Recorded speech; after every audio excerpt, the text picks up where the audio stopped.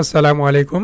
সুখবর সুখবর সুখবর, চাকরি পিপাসু ভাই বোনের জন্য সুখবর। কেননা প্রাথমিক সহকারী শিক্ষক নিয়োগের বিজ্ঞপ্তি 2025 কিন্তু প্রকাশ করেছে, যেখানে পদ সংখ্যা আপনার 10,219টি।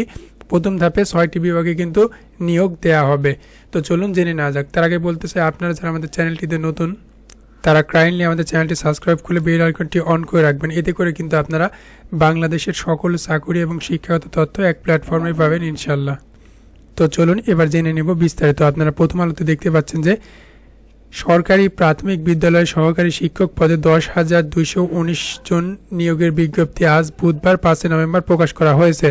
দীর্ঘ প্রতীক্ষার পর এই নিয়োগ বিজ্ঞপ্তি প্রকাশের মাধ্যমে নতুন করে কিন্তু শুরু হচ্ছে প্রাথমিক শিক্ষায় বড় পরিসরে জনবল নিয়োগের যে প্রক্রিয়া।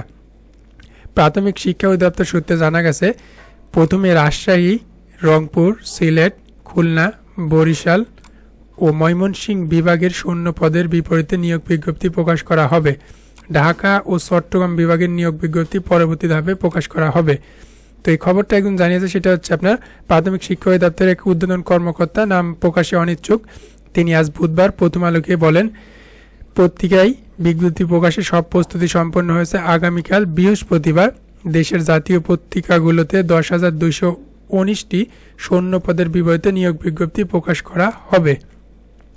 ঠিক আছে, তো এই ছিল আজকের ভিডিও। খুব তাড়াতাড়ি বলতে আগামীকাল, অর্থাৎ আগামীকাল 6 আপনার নভেম্বর বৃহস্পতিবার কিন্তু প্রাথমিক সহকারী শিক্ষক নিয়োগের বিজ্ঞপ্তি আসছে, যেখানে পদ সংখ্যা 10,219টি আপনার উপরে দেখেছেন।